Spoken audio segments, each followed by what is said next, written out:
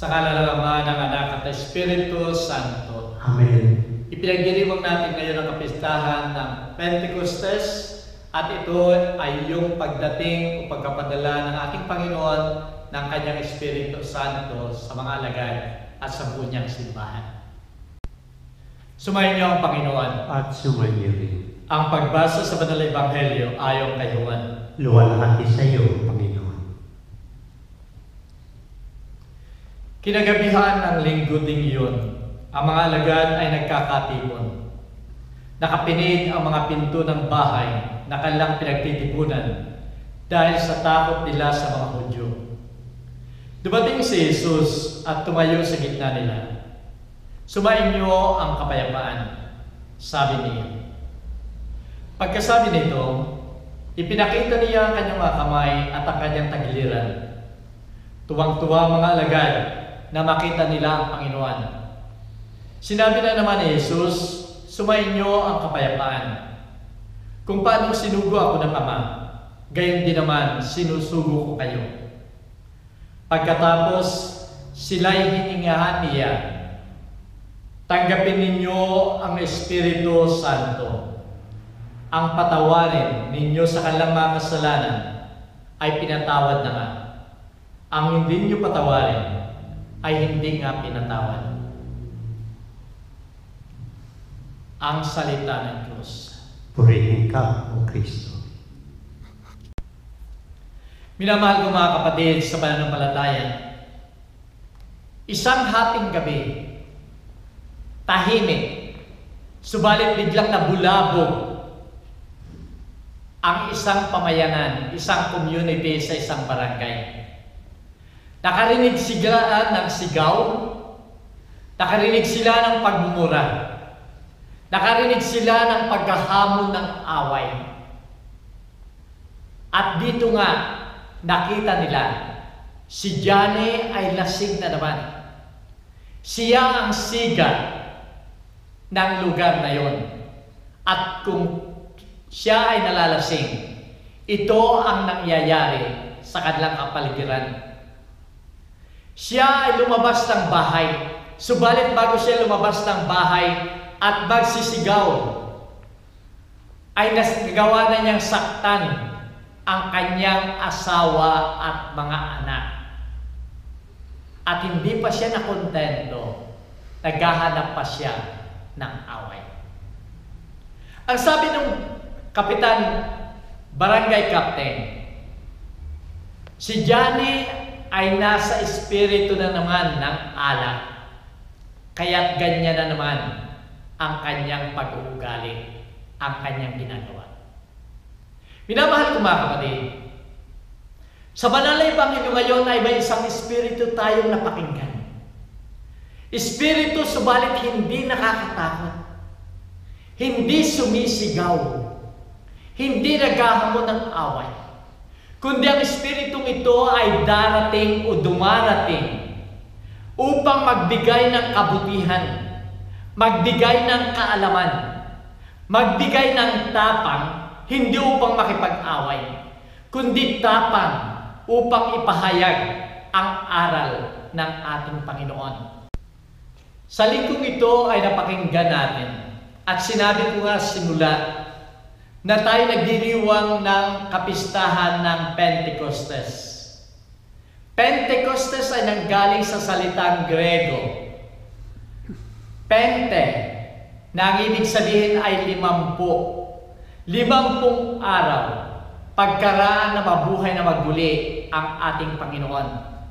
At dito nga sa Pentecostes na ito, ay dumating yung Espiritong yun sa mga alagad, na nagbigay sa kanila ng tunay na pagbabago.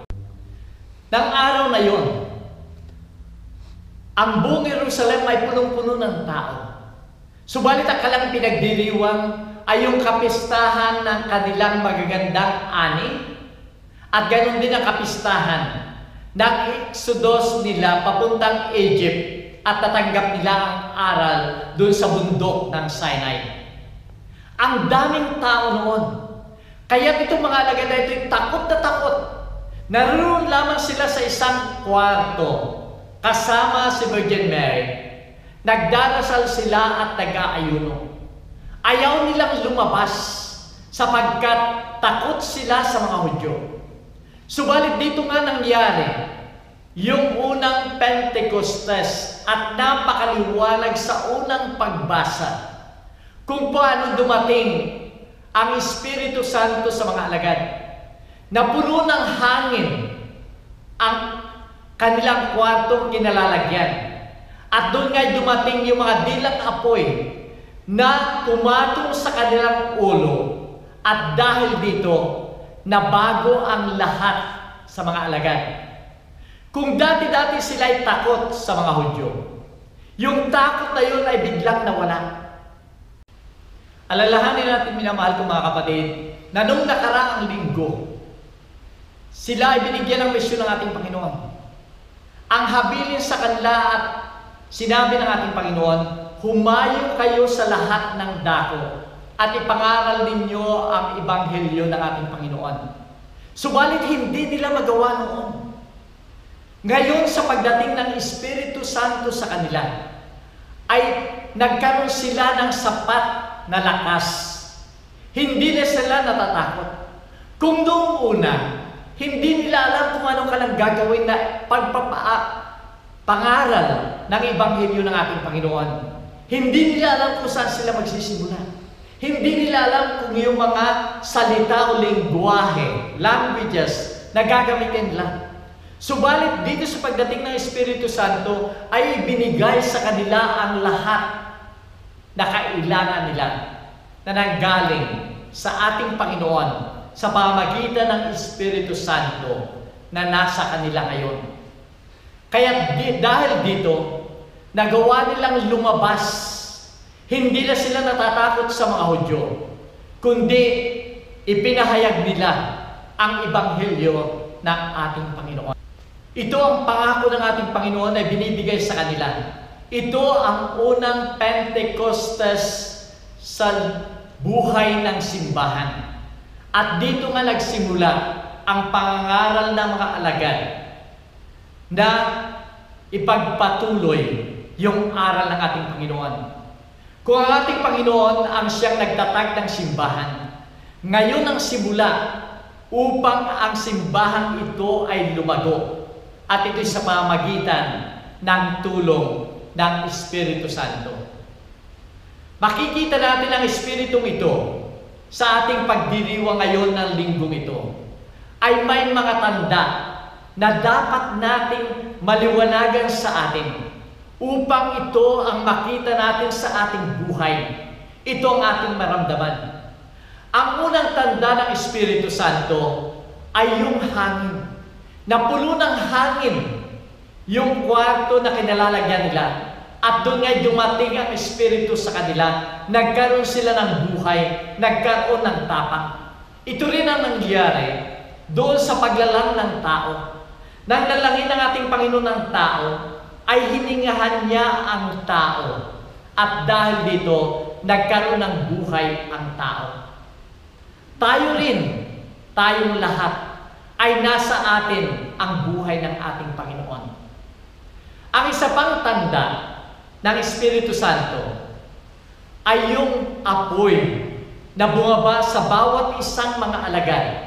At doon nga dumating ang Espiritu Santo, mga dilang apoy na dumating sa kanila. Ano yung apoy?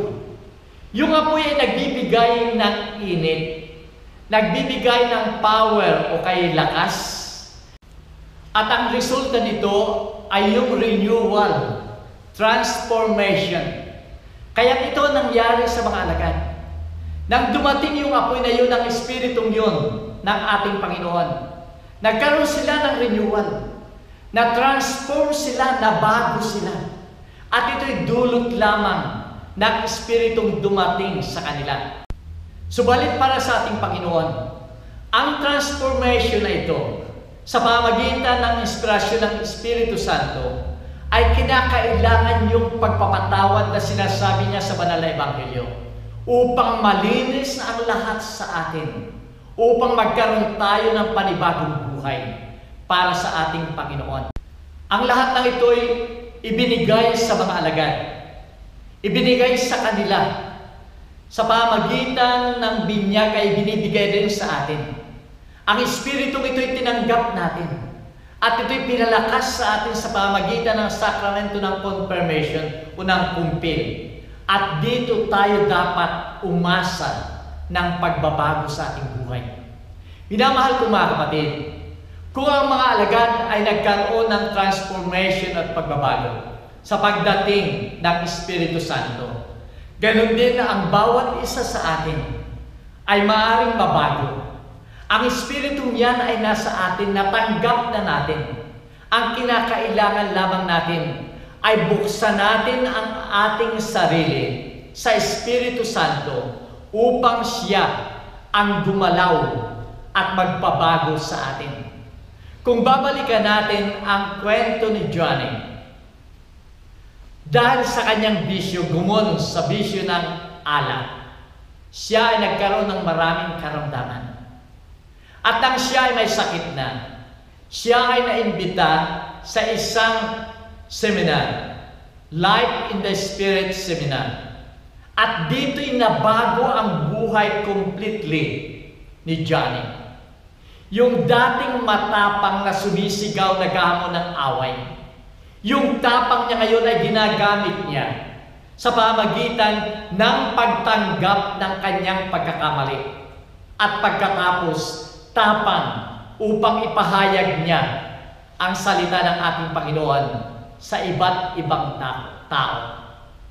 At makikita natin sa loob ng 2 araw na ito ng seminar, makikita mo yung transformation na yun sa mukha, physically, spiritually, sa buhay ni Johnny.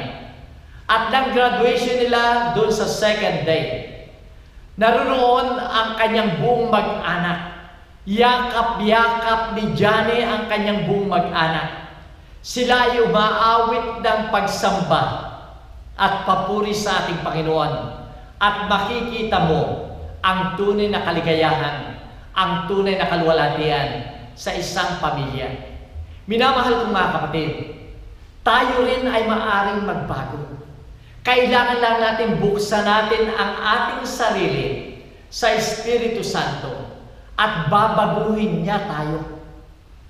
Sa aking experience, sa marami kong experience ng paggawa at pagbibigay ng mga homily, ito ay piniprepare ko ng ilang araw. Subalit kung minsan sa aking experience, pag i-deliver ko na, ibinibigay ko na mga homily na ito o reflection, biglang nababago na hindi ko nalalaman, na hindi nanggagaling ito sa aking sarili. At alam ko, ang Espiritong yan ang nagbabago ng lahat upang ito ay maging tunay at dapat kailangan ng mga tao mapakinggan na nanggagaling sa ating Panginoon. Ganon din sa inyo, minamahal kong mga kapatid. Maaring mabago ang maraming bagay sa inyo. Maraming magkaroon ng transformation sa inyo.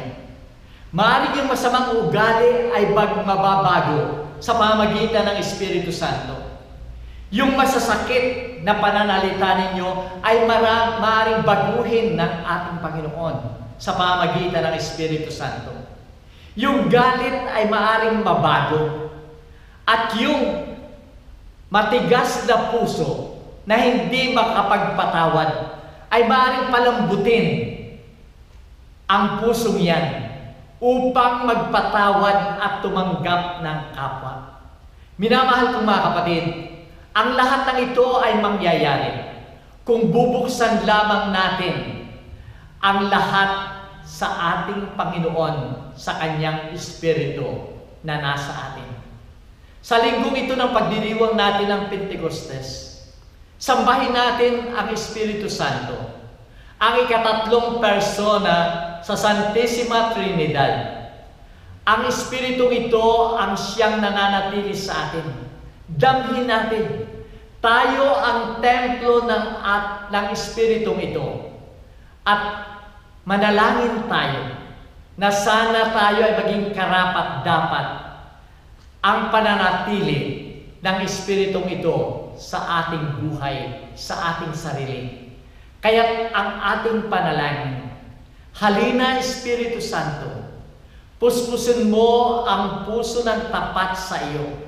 Paningasin mo ang apoy ng pag-ibig upang sa ganoon ay maging tapat kami sa iyo. Halina Espiritu Santo, baguhin mo ang anyo ng lupa. Baguhin mo kaming lahat. Baguhin mo ako. Para Sydney ay pakikinggan mo lamang ninyo yung aking announcement after the blessing. Sumayin niyo ang Panginoon. At sumayin rin. Minamahal ko mga kapatid, magliliwanag ang lahat sa atin. Magkakaroon tayo ng tunay na kaalaman. Kung ang Espiritong nasa atin ay pagagalawin lamang natin sa ating buhay. Pabayaan natin siya na siya ang bigay ng lakas, inspirasyon para sa atin. At naway pagpalain kayo ng makapangyarihang Diyos, Ama, Anak, at ang Espiritu Santo. Amen. Umayon tayo papaya. Salamat.